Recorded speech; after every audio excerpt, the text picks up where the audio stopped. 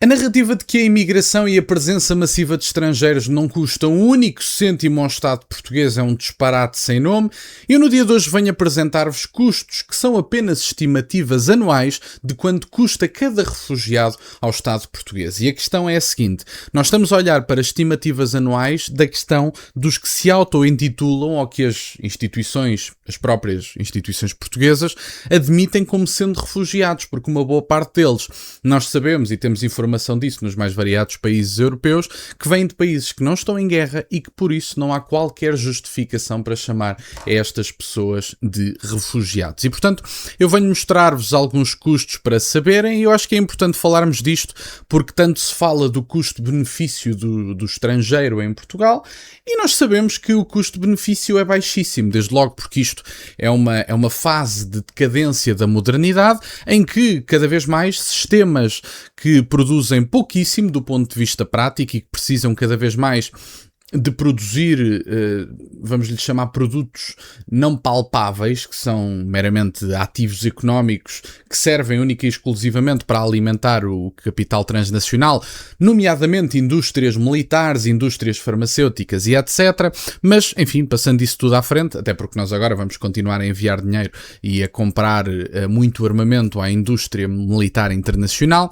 Vamos ver esta notícia e fazer nos comentários. Ora, como eu dizia, cada refugiado custa até 12.000 euros por ano ao Estado, em casa, alimentação e saúde gratuitas. O acolhimento de cada refugiado em Portugal pode representar uma despesa pública próxima dos 12.000 euros por ano, considerando os custos com o alojamento, alimentação, acompanhamento social e acesso aos cuidados de saúde. Sabem, têm ideia? Eu próprio não tenho, mas fica esta pergunta no ar.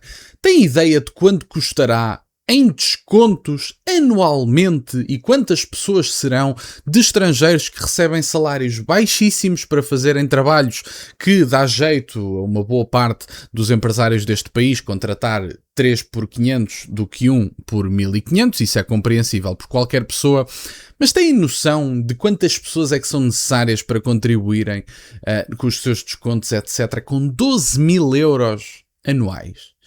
Mas alguém acha que são precisas para aí menos de 5 ou 6 imigrantes para contribuir por cada refugiado que assimila estes valores do ponto de vista daquilo que é gasto pelo Estado português? É que é um caos completo. Dá a sensação que as pessoas acreditam que os imigrantes vêm para cá com os salários baixíssimos que têm, fartam-se de descontar e descontam à fartazana, quando não é verdade. Muita da mão de obra que vem do Sudoeste Asiático, do continente africano e até da América Latina são pessoas que aceitam salários que causam o fenómeno do dumping salarial. Salários que os portugueses não aceitam, desde logo porque até fazem esse trabalho e continuam a fazê-lo nos países nórdicos, etc. Continuam a fazer esse trabalho, não são suscetíveis a serem escravizados, desde logo porque não conseguem ter uma casa com 12 primos, ao contrário de muitas destas pessoas que vêm para cá, que ainda por cima pressionam também o mercado da habitação. Mas adicionalmente a tudo isso, ainda temos a pressão nos serviços públicos, que é genericamente ignorada, serviços públicos que não funcionavam há 7 anos atrás, que foi quando começou a entrada massiva de mais de 1 milhão de pessoas, que foi facilitada pelo executivo de António Costa e por outros. Mas o que é facto é que ignoramos genericamente a pressão nos serviços públicos, a pressão no mercado da habitação, os custos para o Estado português e os custos de identidade, que esses não têm preço, mas aparentemente há pessoas que querem colocar preço na questão identitária. Se contribuírem para a segurança social, que se lixa a identidade, deve ser a mente de um liberal a funcionar desse ponto de vista. E ignoramos genericamente todos os custos e temos um debate sobre a questão migratória e a entrada de estrangeiros genericamente, que às vezes estas pessoas são deixadas de parte em outras estatísticas, quando na verdade nem sequer são verdadeiros refugiados. Dizemos agora, bom, mas as pessoas que vieram de Marrocos para Ceuta, algumas delas deixaram os documentos pelo caminho e apresentam-se como refugiados, mas Marrocos está em guerra.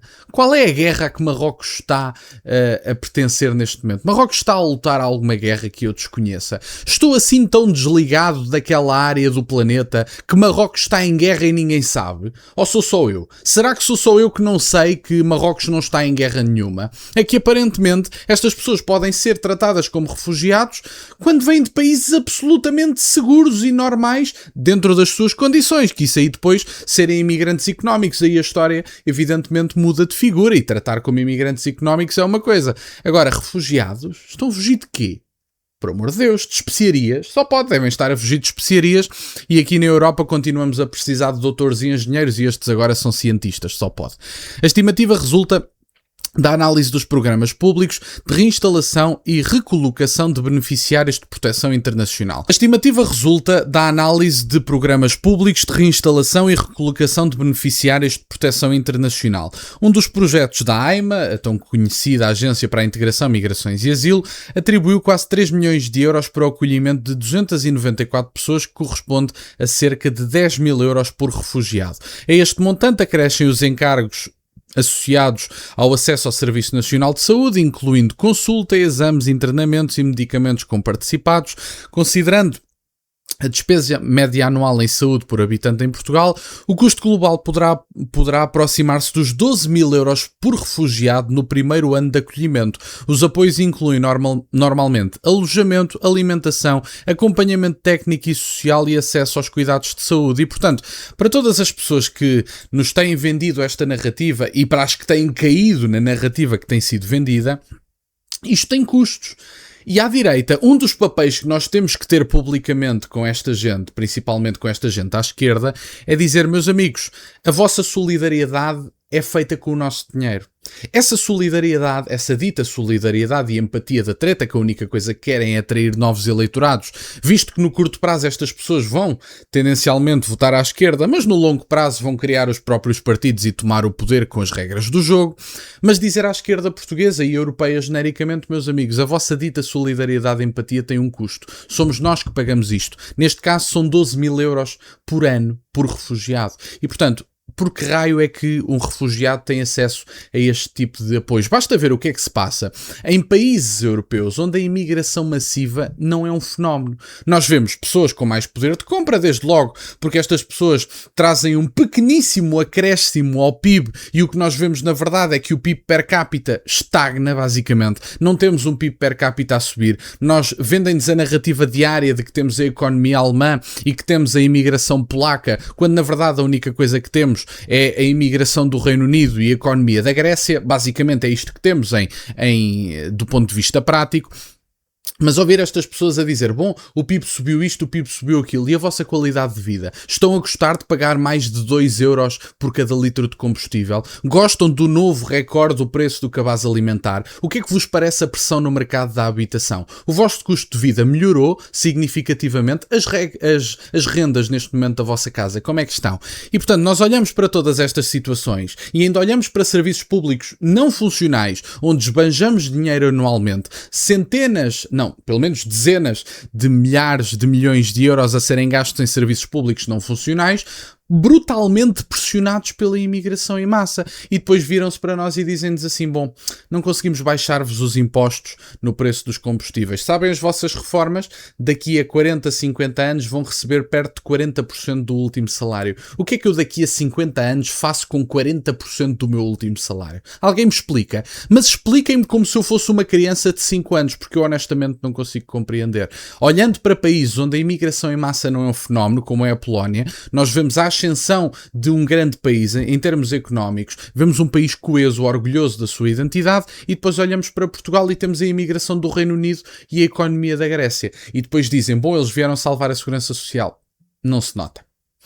Era isto que eu tinha para partilhar no dia de hoje. Fico-vos grato que estejam desse lado. Deixem só o gosto neste vídeo e subscrevam o canal. Tem as minhas redes sociais, o MBA aí na descrição, para o caso de quererem fazer alguma doação. E nunca se esqueçam, meus caros, questionem tudo. Até à próxima.